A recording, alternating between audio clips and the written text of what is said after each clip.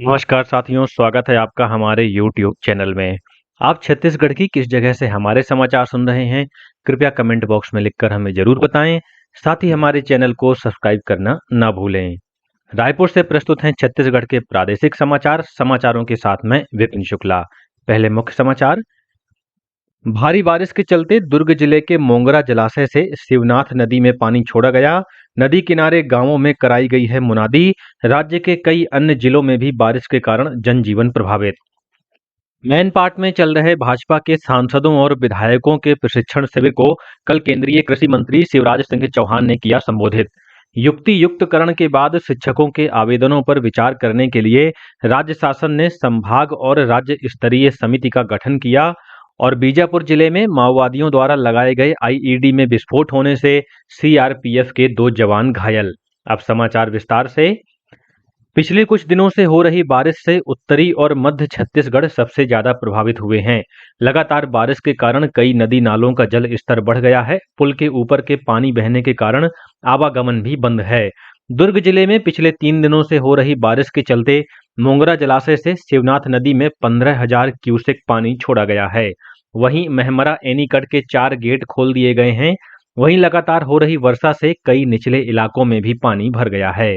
दुर्ग के जिला सेनानी और एसडीआरएफ प्रभारी नागेंद्र कुमार सिंह ने बताया कि किसी भी आपात स्थिति से निपटने के लिए एसडीआरएफ और डीडीआरएफ के जवानों को तैनात किया गया है। साथ ही बाढ़ नियंत्रण के लिए कंट्रोल रूम भी स्थापित किया गया है। वहीं शक्ति जिले में लगातार बारिश के कारण नदी नाले उफान पर हैं। मालखरौदा थाना क्षेत्र के अंडा गांव के बगान नाले को पार करते समय एक व्यक्ति तेज बहाव में बह गया। डीडीआरएफ की टीम द्वारा व्यक्ति की तलाश की जा रही है। जांजगीर चांपा जिले के शिवरी नारायण क्षेत्र के रिंगनी कुकदा नाला के पुल से 24 घंटे बाद भी आवागमन बंद है।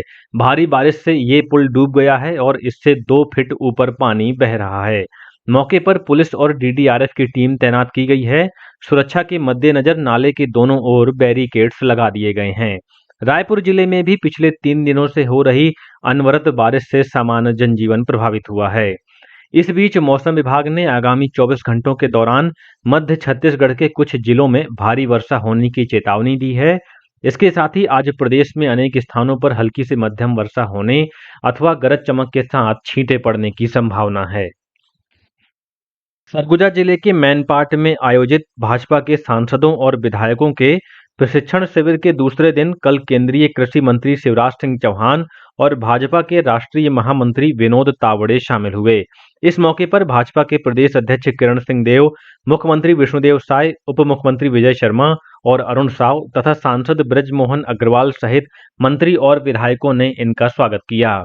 इस अवसर पर एक पेड़ मां के नाम अभियान के तहत केंद्रीय कृषि मंत्री श्री चौहान ने मौल श्री और श्री तावड़े ने रुद्राक्ष का पौधा लगाया। इससे पहले भाजपा के राष्ट्रीय अध्यक्ष और केंद्रीय मंत्री जेपी नड्डा ने पहले दिन इस प्रशिक्षण शिविर का उद्घाटन किया।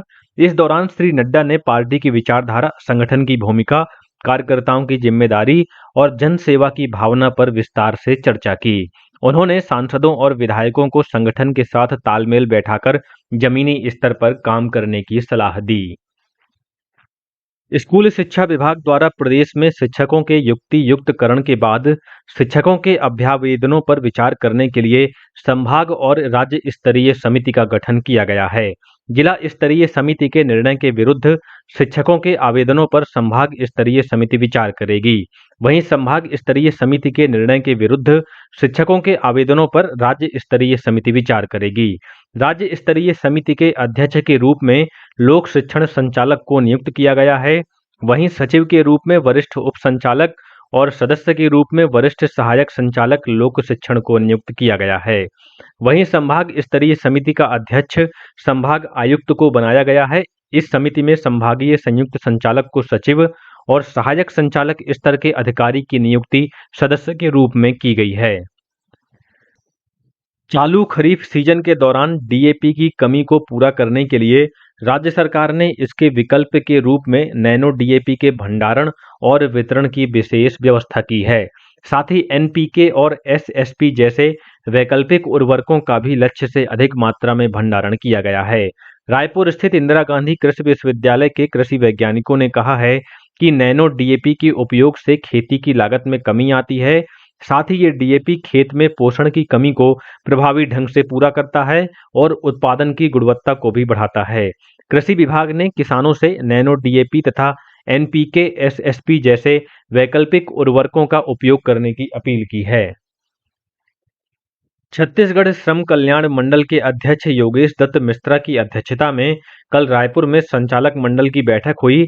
बैठक में मंडल द्वारा संचालित श्रमिक कल्याणकारी योजनाओं के संचालन के लिए 12 नए पदों का सृजन कर शासन से अनुमति मांगी गई।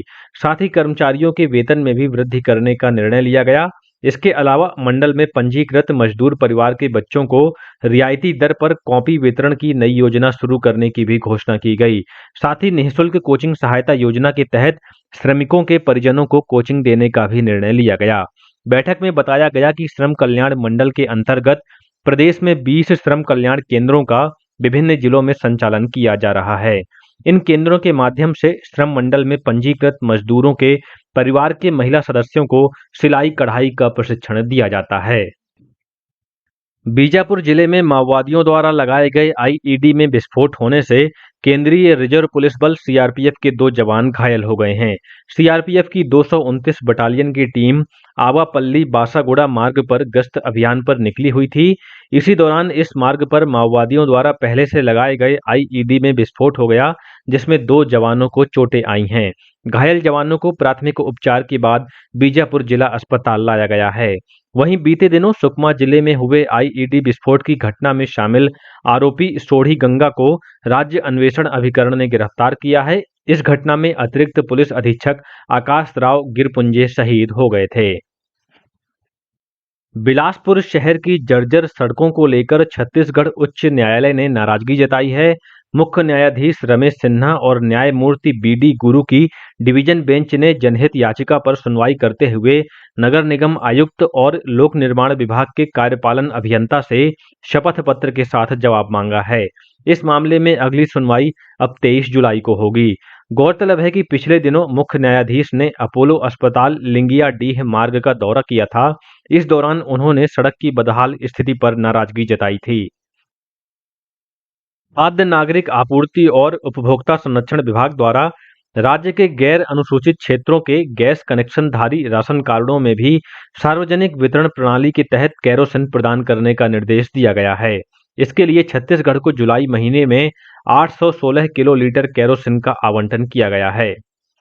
बिलासपुर जिले में पशु चिकित्सा विभाग द्वारा 6 मोबाइल वेटनरी यूनिट्स के माध्यम से घर पहुंचकर पशुओं का इलाज किया जा रहा है। इसके लिए विभाग द्वारा टोल फ्री नंबर 1962 जारी किया गया है।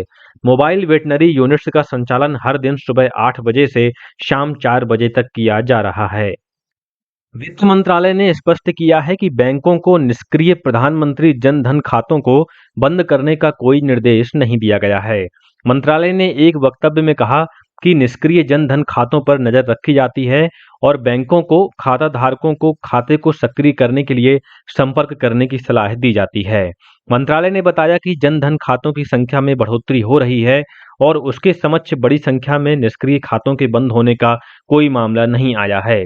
मंत्रालय ने यह भी कहा कि जनधन योजना खातों, जीवन ज्योति बीमा योजना, अटल पेंशन योजना और दूसरी कल्याणकारी योजनाओं को और लोकप्रिय बनाने के लिए 3 महीने का अभियान चलाया जा रहा है।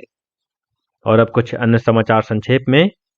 छत्तीसगढ़ के राज्यपाल रमेन डेका ने कल नई दिल्ली स्थित राष्ट्रपति भवन में राष्ट्रपति द्रौपदी मुर्मू से मुलाकात की।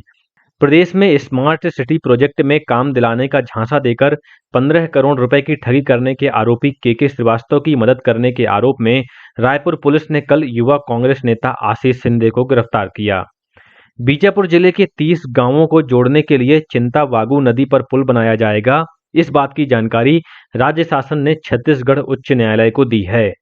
एंटी करप्शन ब्यूरो एसीबी की टीम ने मुंगेली के बीएमओ कार्यालय में पदस्थ अकाउंटेंट ब्रजेश सोनवानी को 54,000 रुपए की रिश्वत लेते हुए रंगे हाथों गिरफ्तार किया है। और बिलासपुर जिले के सीपत थाना क्षेत्र स्थित उन्हीं गांव में करंट लगने से पिता पुत्र की मौत हो गई। इसी के साथ रायपुर से प्रसारित छत्तीसगढ़ के प्रादेशिक समाचारों का ये बुलेटिन समाप्त हुआ। नमस्कार।